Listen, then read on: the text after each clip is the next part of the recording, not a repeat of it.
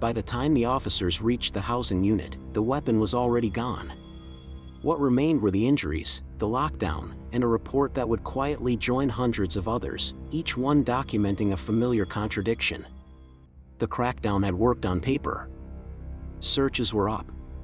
Seizures were reported. Policies had been tightened. And yet, inside the jail, the blades kept appearing. Only after that moment does the setting come into focus. Rikers Island, New York City's main jail complex, a place long known less for rehabilitation than for chaos, overcrowding, and violence. By the late 2010s and into the early 2020s, city officials publicly declared a renewed effort to stem the flow of weapons inside its walls. Metal detectors were upgraded. Search protocols were expanded. Entire housing units were subjected to frequent sweeps. The message was clear: weapons would no longer circulate unchecked. But what followed challenged that narrative in ways few outside the jail fully understood. Official data showed an apparent success. Thousands of weapons were confiscated in a single year. Administrators pointed to numbers as proof that the system was working. Yet assaults on staff and detainees continued. Some increased. Emergency lockdowns became routine. And inside housing units, the presence of improvised weapons remained an open secret. The question wasn't whether Rikers had a weapon problem. It was why the problem persisted even after the most aggressive enforcement measures in decades. Part of the answer lay in what counted as progress. Each confiscated weapon was logged as a win. Each search operation added to the total. But those same numbers masked a more troubling reality: the volume of seizures suggested not improvement, but scale. For every blade recovered, another seemed to take its place. What made the situation more alarming was the type of weapons being found. Many were not smuggled in from the outside in any traditional sense. They were made inside. Pieces of metal torn from bed frames. Plexiglass sharpened into stabbing tools. Plastic melted and molded into rigid points. Even everyday items, pens, toothbrushes, food trays, were transformed into something dangerous.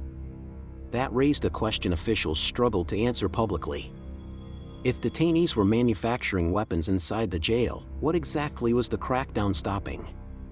The city's response was to widen the net. More searches. Fewer personal items allowed. Restrictions tightened on commissary goods. Entire housing units were stripped of property during mass sweeps. These operations were disruptive, often lasting hours, sometimes days. Detainees complained of missing legal papers and personal effects. Staff reported exhaustion and low morale. And yet, weapons kept surfacing. But that wasn't the worst part. As the focus narrowed on detainees, another source of contraband drew increasing scrutiny. Investigators and watchdog groups began pointing to staff corruption, an issue Rikers had battled for decades. Correction officers were arrested for smuggling drugs, phones, and in some cases, weapon components. Some did it for money. Others under pressure. A few claimed they were threatened. Each arrest raised the same uncomfortable contradiction. The more the city invested in enforcement, the more it relied on a workforce already stretched thin, undertrained, and in some cases, compromised. Staffing shortages made the problem worse. Rikers entered the 2020s with thousands of vacant correction officer positions. Mandatory overtime became the norm. Officers worked double shifts. Fatigue increased. Supervision suffered. In that environment, thorough searches became harder to conduct consistently. And consistency mattered. Even one missed pat-down, one unsearched package, one unsupervised corridor could allow contraband to move. Inside Rikers, movement was constant. Detainees transferred between housing units. Court trips shuffled people across facilities. Each transfer created opportunity. What followed shocked even experienced staff. Despite public assurances, internal reports showed that weapon-related incidents remained a daily concern. Slashings, stabbings, and serious assaults continued to occur, often with homemade weapons that bypassed metal detection entirely. Plastic and ceramic blades slipped through scanners designed for metal. Makeshift weapons concealed in clothing, food, or body cavities evaded routine searches. The crackdown, critics argued, was fighting the last war. Oversight bodies began sounding alarms. The New York City Board of Correction documented persistent failures in safety, supervision, and accountability. Federal monitors, already overseeing Rikers under consent decrees, cited violence and contraband as evidence of systemic collapse rather than isolated problems. The city responded with new plans. More technology. Body scanners. Increased intelligence gathering. Tighter control over movement. Each initiative promised progress. Each took time to implement. And inside the jail, time meant risk. Few people outside ever learned what happened next. As weapons enforcement intensified, tensions inside housing units rose. Searches became more aggressive. Lockdowns more frequent. Detainees spent longer periods confined to cells, sometimes without programming or recreation. Frustration built. Violence followed. Ironically, the very measures designed to reduce harm sometimes created the conditions for more of it. Mental health advocates warned that prolonged confinement increased volatility. Legal groups documented cases where individuals held pre-trial, still legally innocent, were exposed to dangerous conditions without meaningful recourse. Staff unions argued that officers were being asked to control an unmanageable environment without sufficient support. And beneath all of it was a structural problem no single crackdown could solve. Rikers was overcrowded. Facilities were outdated. Housing units designed for far fewer people were packed beyond capacity. In cramped spaces, control was fragile.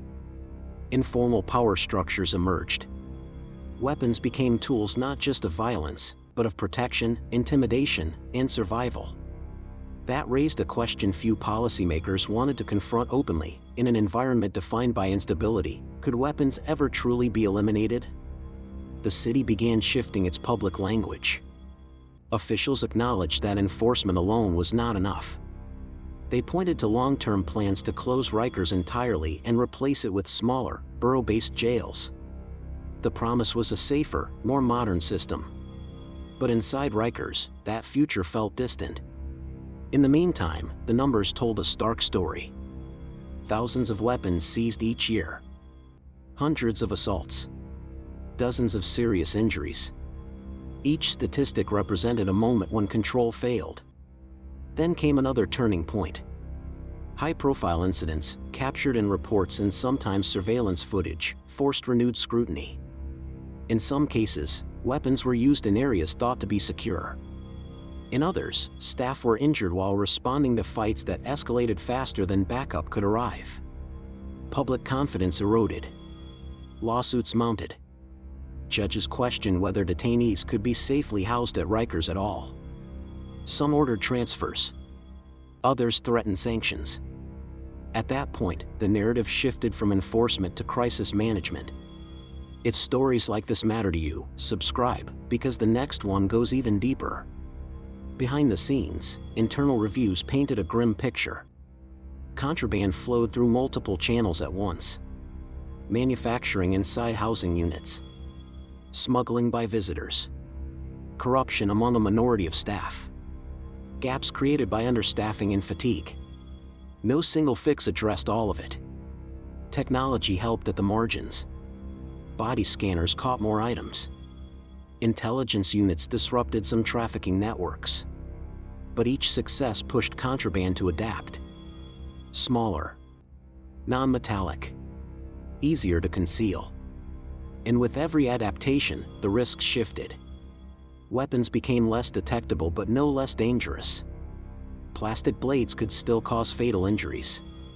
Sharpened fragments still pierced skin. The absence of metal didn't mean the absence of harm. What made the situation especially troubling was who bore the consequences. Many detainees at Rikers were awaiting trial, held because they could not afford bail. They were not serving sentences. Yet they lived in conditions where weapons circulated despite repeated crackdowns. Correction officers faced the same dangers. Assaults led to injuries, trauma, and early retirements. Recruitment became harder. Retention worsened. The cycle deepened. By the mid-2020s, the reality was unavoidable. The crackdown on weapons had not failed because it lacked effort. It failed because effort alone could not overcome structural decay. Rikers had become an ecosystem where contraband was not an anomaly but a symptom. A symptom of overcrowding, of neglect, of a system stretched beyond its limits. Even as officials continued to announce new initiatives, few believed that enforcement alone would ever be enough. Closing Rikers, once a distant political promise, became a practical necessity in the eyes of many experts. But closure itself posed another question. Until that day came, how many more weapons would be found? How many more would not? The contradiction remained unresolved. Each seized blade was evidence of action. Each hidden one, evidence of failure.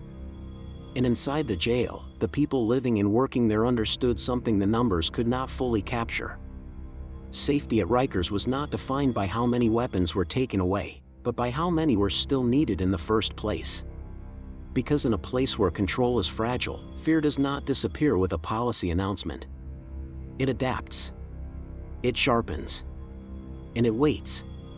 If this story kept you watching, the next one will stay with you even longer. Subscribe for more real prison documentaries.